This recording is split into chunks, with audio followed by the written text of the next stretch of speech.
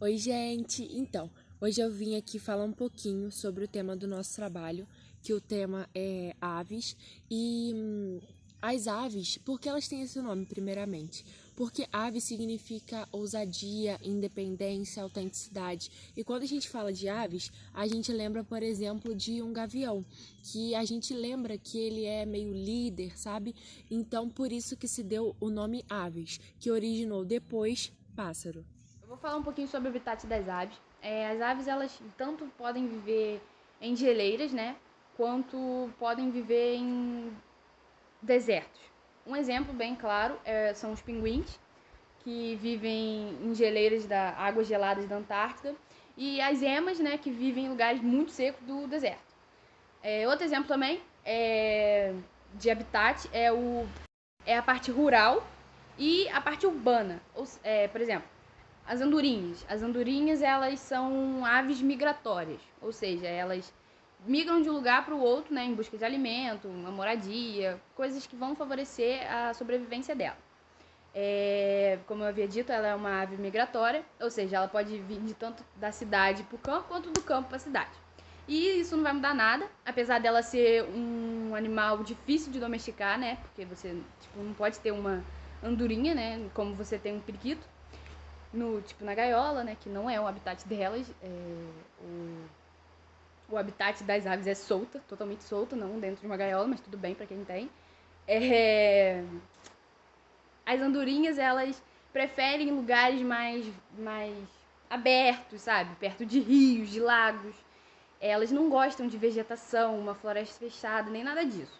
O que pode concluir então é que o mundo todo, o mundo inteiro tem ave. Independente do lugar, sempre vai ter ave. Existem dois tipos de aves, dois grupos, as ratitas e as carinatas. As ratitas são as aves que têm o externo achatado e não voam. Já as carinatas são aves com grandes externos quilhados.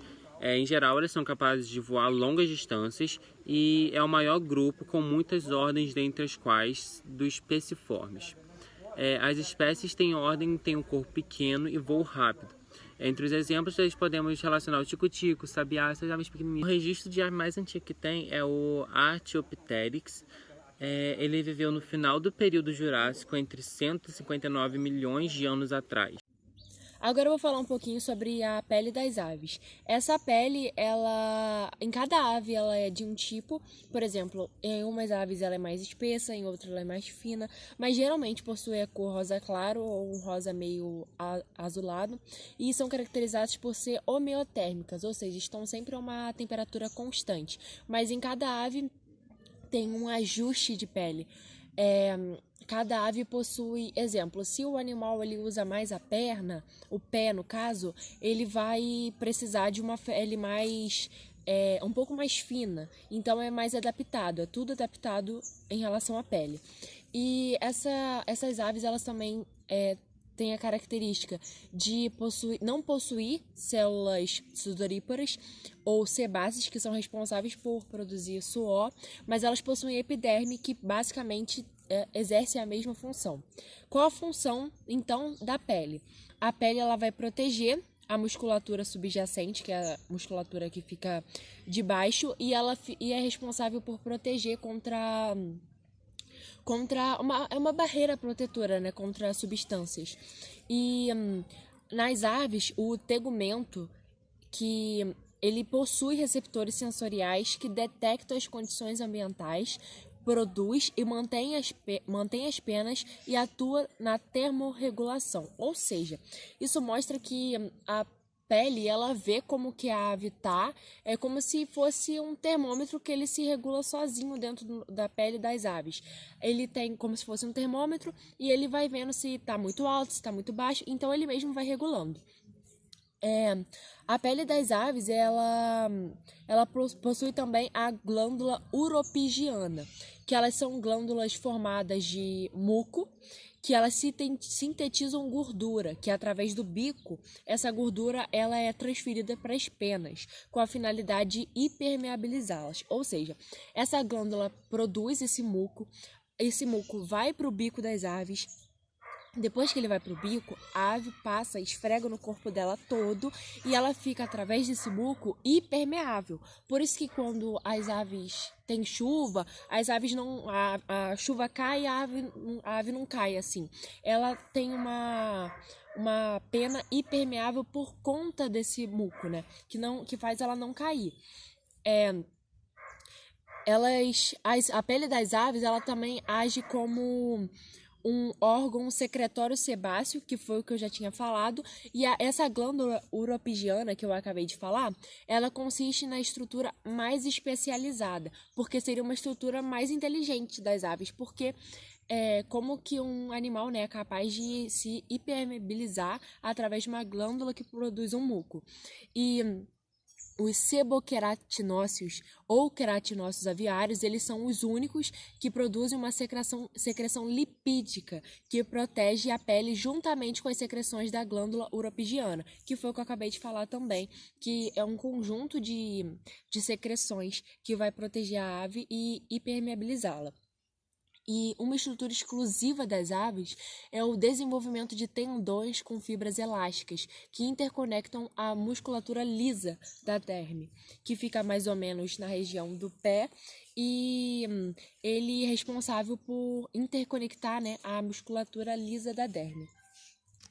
Canto das aves. Então, agora eu vou falar um pouco sobre o canto delas. As aves, elas possuem uma estrutura extremamente capacitada para emitir esse canto, que é chamado de siringe. Ela fica no final da traqueia. E como que isso acontece? O ar, ele passa por essa região e assim que ele passa, ele produz uma vibração. Nisso que ele produz essa vibração, forma esse som. E cada ave, ela possui um tipo de som. Por exemplo, uma galinha não vai ter o mesmo som que um gavião. Toda ave possui o seu tipo de canto. E o que permite, né, a sua identificação, mesmo sem análise morfológica do animal. Por exemplo, eu vou lá, estudo o animal, eu sei que animal é. Mas se eu perceber, eu consigo ver nitidamente com o som de o canto de um canário belga diferente de uma galinha. Por quê? Pelo som eu consigo identificar. E algumas espécies das aves, elas são incapazes de emitir qualquer canto. A gente olha, falar o nome ave, a gente lembra, é o bicho que emite um som, né? Que canta. Mas não, tem aves que não emitem esse canto e uma delas é o urubu de cabeça preta. Elas aprendem a cantar como?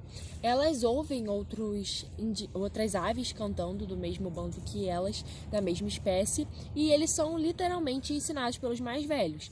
E podem ocorrer algumas alterações de uma população para outra. É como se fosse o dialeto nosso. O carioca não fala do mesmo jeito que o nordestino, assim como as aves. Pode ter... Tanto o carioca como o nordestino são brasileiros.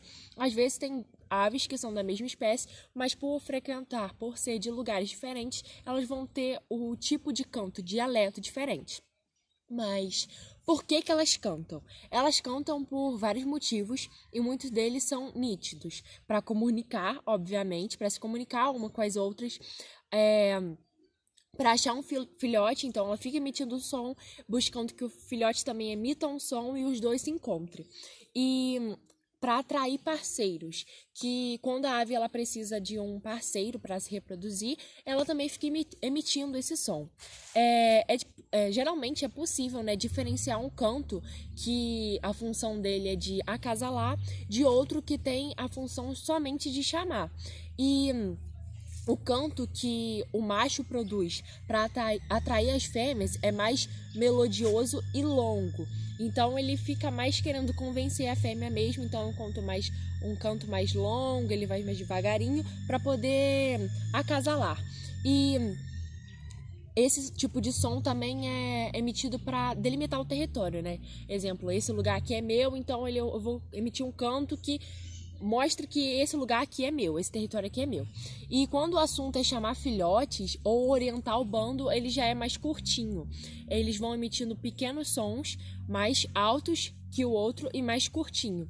E é extremamente importante essa função, principalmente em florestas, que tá tudo tapado de árvores, não tem como ver, não é como num pasto, então tá tudo tapado, então não tem como ver, então eles ficam emitindo um som, tanto para acasalar, tanto para achar filhote, tanto para comandar o bando para onde tem que ir. Então é extremamente importante essa função das aves de poder cantar e ajudar os outros animais ou até mesmo acasalar.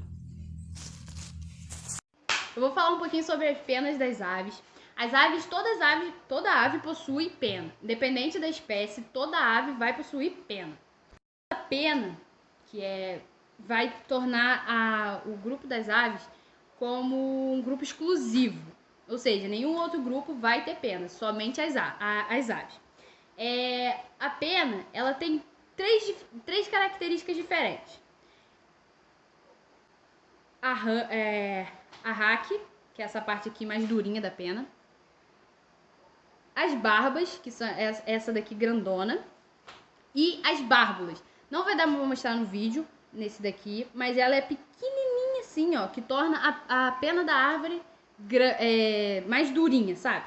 Aves são animais endotérmicos, principalmente por causa das penas dela. O que seria endotérmico?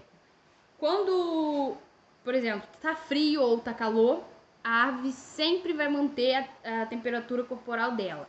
Ou seja, se tiver frio, ela vai estar quente. E se tiver quente, ela vai estar quente do mesmo jeito. Um papel importante no corpo das aves, que é garantir a facilidade no voo, né? Por ela ser pela ave ser arqueada, ela vai ter as penas para bater e voar. E também vai proteger ela do tempo, do clima. E existem diferentes tipos de pena. O que eu vou mostrar aqui pra vocês? Essa pena aqui, eu não sei de que animal que era, eu achei ela. Parece ser de um animal grande, não sei se era do pavão, da pavoa no caso, porque ela não é colorida. Tem essa daqui que parecia ser de um galo, mas eu tenho quase certeza que é do pavão que tava lá, que ele tava muito velho e essa pena parece que ela era de outra cor, ela parecia ser preta ou marrom. Tem essa daqui, que também é de um animal grande, eu não sei se é do peru que tava lá. E tem aqui, ó, diversos de galinha, né, que é a mais comum, ó, tudo de galinha. Ó, esse aqui era de um galo preto que tinha lá. E essa daqui é de uma galinha pequenininha. E essa daqui é da galinhola, ó, um tipo diferente de galinha, né. Ela é bonitinha, ó, pretinha com branca. Essa branquinha também. E tem essa daqui do pavão. Eu não achei muito grande, porque o pavão não estava em época de troca de pena. Então só tinha essas daqui pequenininhas no chão. Eu vou falar também um pouquinho do voo das aves. A ave tem várias adaptações de voo. A primeira delas é a carena. O que é a carena? A carena é aquela parte de baixo do pescoço da ave, que é um osso, né? Ele é leve e que ajuda ela no processo de voo, porque quando, tipo, a estrutura da ave ela é arqueada, então esse osso ele vai ligar uma estrutura a outra, os dois peitorais da ave. A segunda delas é a presença de ossos porosos. O que são esses ossos porosos? Quando você come o ossinho de galinha, que você dá coisa, se você quebrar ele, você pode ver que dentro dele tem um monte de buraquinhos. Esses buraquinhos vácuos, eles são leves, então o que vai deixar o osso leve, entendeu? Para facilitar o voo, né, o transporte das aves. Mesmo a galinha não tendo não voando, né, que ela não voa, ela só plana também, ela vai ter essa presença de ossos porosos. E também que ela seja mais leve, né, e possa planar, para não ser muito pesada. E outra característica também é a ausência de dentes. Mas o que isso vai mudar? Bom, quando não tem essa presença de dentes, a ave vai ser mais leve. Ela só vai ter o bico, né? Porque o peso do dente vai auxiliar a ave, né? Para ela não ficar pesada para voar. Posso falar aqui várias características, mas mais importantes para o voo, né, que ajudam as aves na sobrevivência e tal, é a busca de alimentos, né, se por exemplo não tem alimento aqui, ela vai voar até onde tenha, a fuga para fugir de predadores, também o aumento de campo de visão, né? Tá lá no céu, ela tá vendo tudo que tá ali embaixo. E também tem alguns tipos de espécies que fogem, né, do inverno, né? Se aqui tá inverno, ela vai voar até onde não esteja, tipo andorinha, essas coisas assim. O sistema digestivo das aves varia de acordo com sua alimentação, pode ser carnívora, onívora ou herbívora. Nas aves carnívoras, o papo é pouco evoluído ou inexistente, e a moela é pouco musculosa. As aves não têm dentes, o que facilita o seu voo. O seu sistema digestivo começa no bico, que também varia de acordo com sua dieta alimentar. O esôfago é onde está localizado o papo, que a especialidade dele é armazenar e amolecer o alimento, que depois vai passar para o estômago, que é dividido em duas partes, o proventríloco e a moela. O proventríloco é conhecido como estômago químico, que depois ele tem as enzimas digestivas que vão amolecer o alimento e levar para o estômago triturador, o mecânico, que vai ser a moela, que tem a especialidade de amolecer e triturar o alimento com suas paredes musculosas.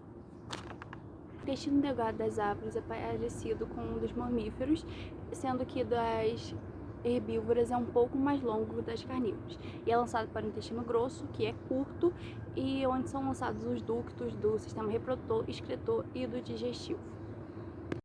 Hoje, gente, eu vou falar um pouco sobre o sistema reprodutivo das aves.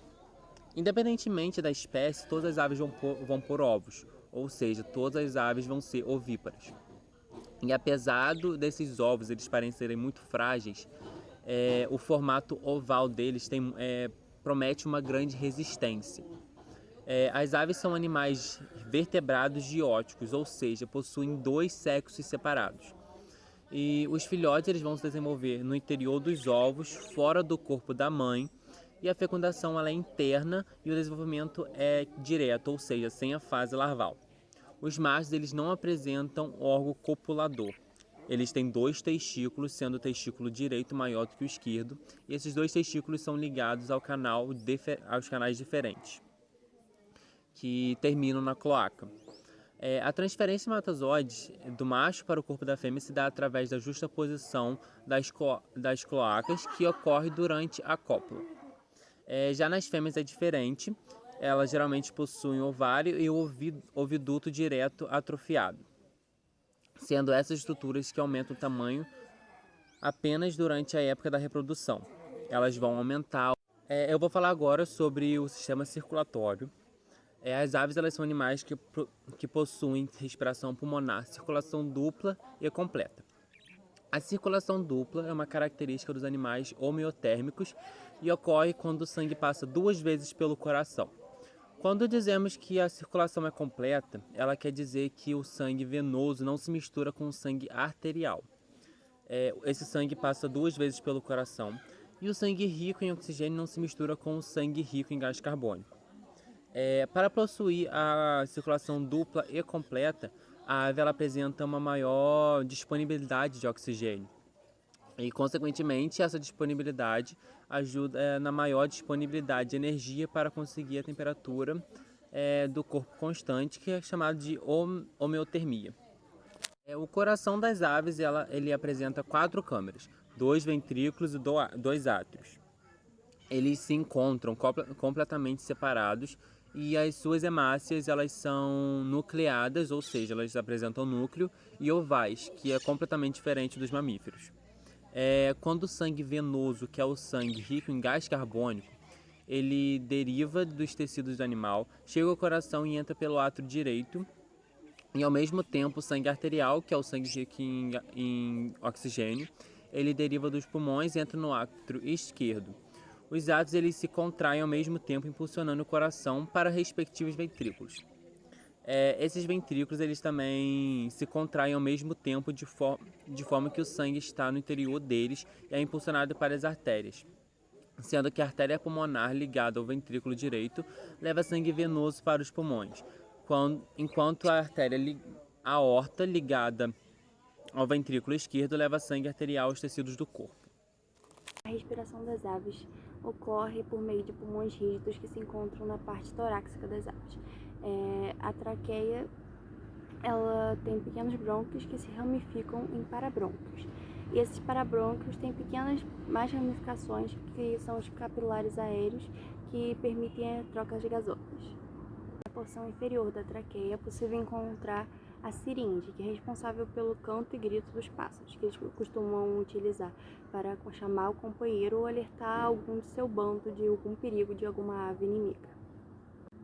Em alguns brônquios secundários é possível encontrar os sacos aéreos, que existem tanto na parte inferior quanto na parte superior das aves, que auxiliam na inspiração e na expiração das aves. Esses sacos aéreos eles possuem 10 vezes mais quantidade de gás do que no pulmão, e eles facilitam o voo das aves, diminuindo até mesmo seu peso. E enquanto a ave está voando, ela acumula uma grande quantidade de energia e acaba aquecendo muito. E esses sacos aéreos acabam puxando o ar frio e permitindo a ave se manter a temperatura corporal. Oi, gente! Agora eu vou falar um pouquinho sobre as curiosidades das galinhas. Galinha é o nome popular da ave Galus-galus. Ela é um dos animais mais domesticados do mundo e essa prática começou na Índia. O ovo da galinha é uma excelente fonte de proteínas, ferro e vitaminas B, E e B12. Quando se alimenta, a galinha ingere junto também algumas pedras e terra, porque isso ajuda a moela dela a digerir os alimentos. E devido à evolução, já que as galinhas não precisam mais fugir dos predadores e os alimentos delas já são dados, porque a maioria é domesticada, as galinhas perderam a habilidade de voar, elas só podem voar cerca de 10 metros em breves investidas. E nas aves, o maior osso do esqueleto é a tíbia. Já nos mamíferos, é o fêmur. E ela demora cerca de 24 horas para fazer um ovo. E esse ovo, a cor dele depende da raça da galinha. Ele pode ser bege claro, bege escuro. Minha avó também tem algumas galinhas que botam azul. Então depende muito da galinha, da raça da galinha. E ao cantar, a ave avisa pro galinheiro que ele tá mandando ali, ou ele avisa também de alguns invasores. E 60% dos genes das galinhas são iguais aos dos humanos. Ou seja, isso indica que a gente teve um ancestral em comum. Oi, gente, esse é um pato. Os patos, eles são uma das únicas aves que conseguem voar, andar e nadar. Eles colocam em média 100 ovos, podem colocar em média 100 ovos. Eles têm a incrível capacidade de, quando eles estão dormindo, eles desligam metade do cérebro. As pessoas confundem o pato com o marreco, só que o pato tem um corpo mais achatado. E para diferenciar se é uma fêmea ou um macho, é só ver o macho tem as penas mais vistosas. Assim como os patos, os gansos e outras aves aquáticas possuem membranas interdigitais para uma natação eficaz. Os calçamares quase conseguem andar sobre a água agitando as patas, como se corressem, e batendo as asas ao mesmo tempo. O periquito, a origem deles, muitas pessoas consideram eles uma espécie brasileira, mas a espécie deles é uma espécie australiana. E lá na Austrália, eles são tão comuns que eles voam pela cidade, é comum ver eles voando. Outra coisa é as cores diferentes que eles possuem. A cor original deles, entre aspas, é a cor verde, mas por causa da criação em cativeiro, eles começaram a desenvolver outras cores, como o amarelo, o azul. Eu tinha gravado um vídeo do pavão, só que eu não sei se ficou bom o meu áudio, então eu vou gravar outra parte explicando o que eu queria explicar no áudio. Eu queria falar sobre a curiosidade dos pavões. O pavão, ele em época de acasalamento, ele vai abrir a cauda dele, né? Que vai ficar aquelas penas bonitas, tudo aquilo. Só que o pavão macho, porque o fêmea, como eu mostrei no vídeo, ele é muito simples, sabe? Ela é muito simples. Já o pavão macho, ele é, nossa, lindo, bonito. É tudo para conquistar a fêmea. Ele vai, então, rodopiar em volta da fêmea. Vai ficar gritando, né? Fazendo o barulho que ele faz. E assim ele vai conseguir conquistar a fêmea para acasalar.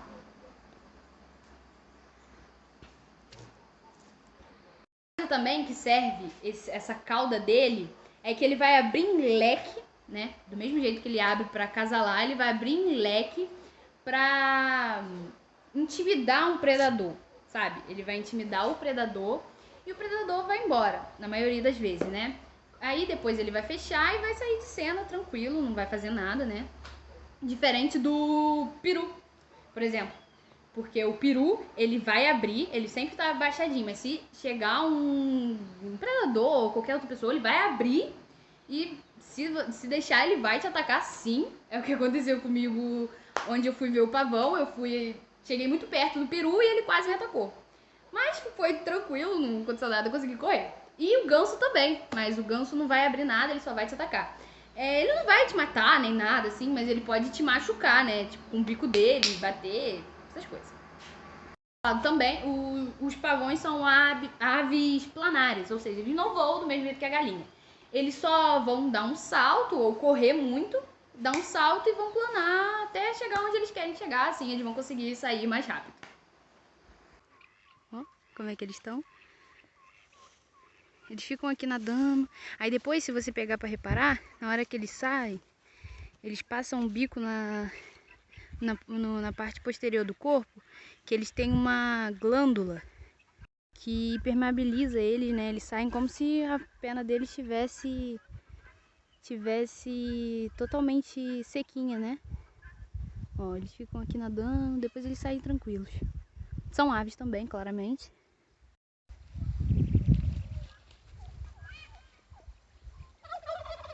Ali tem uns glu-glu, uns peru, só que eu tô com medo deles me atacar se eu chegar muito perto. Então eu vou gravar pouquinho daqui de cima, porque eles já estavam, ó, tá vendo? Eles ficam ameaçando, então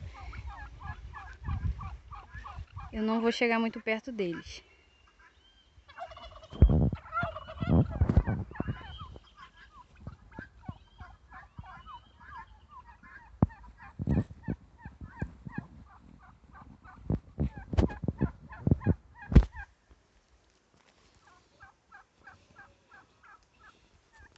Olha lá, ó. O pavão e a pavoa, elas estão indo pra lá, não sei porquê, né? Mas ali estão um cisne de tupete, olha, que bonitinho. E um patinho também. Umas galinholas e galinhas aqui. Olha lá, um peru também. É isso aí, gente. Aqui a gente tem um ganso. Cuidado, Cid. Por favor, cuidado que eles... Olha como é que eles andam em bando. Diferente dos pavões. Sérgio, vamos embora.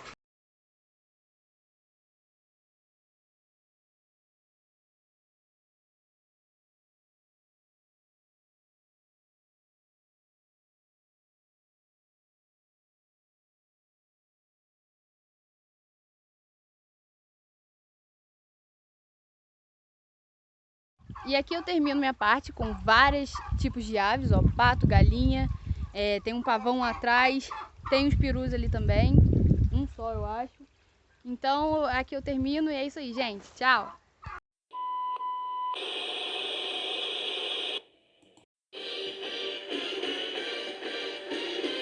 Tem muita gente também que questiona. Ai, que ódio! Nossa,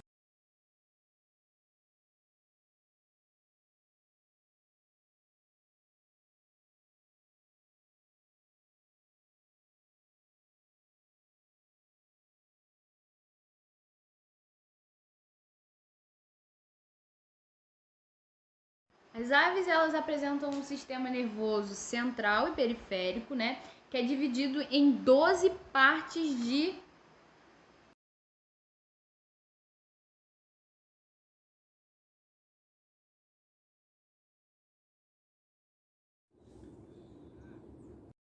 Mas ele não tinha subido, gente. Ué, bom, mas não é mais fácil tacar lá de baixo?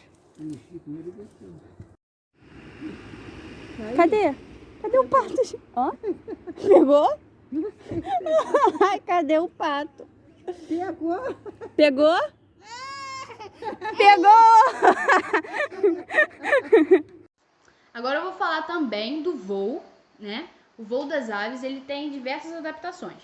Uma adaptação é a careta. Carena, Cíntia?